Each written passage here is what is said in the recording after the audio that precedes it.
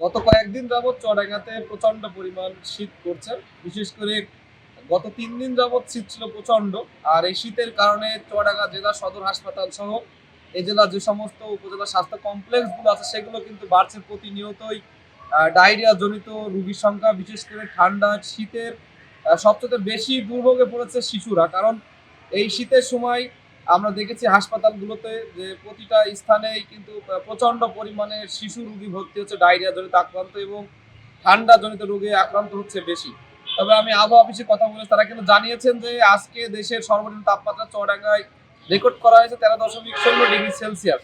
তবে এখানে আজকে কিন্তু সকাল থেকে ঠান্ডাটা কম হলেও প্রচন্ড পরিমাণ কুয়াশা ছিল, যার কারণে যে সমস্ত পরিবহনগুলো চলেছে সেগুলো কিন্তু হেডলাইট জ্বালিয়ে চলাফেরা করতে হয়েছে। কারণ এত পরিমাণ কুয়াশা ছিল যে সাধারণ মানুষ কিন্তু দেখাশোনা একেবারে দেখা যাচ্ছিল না।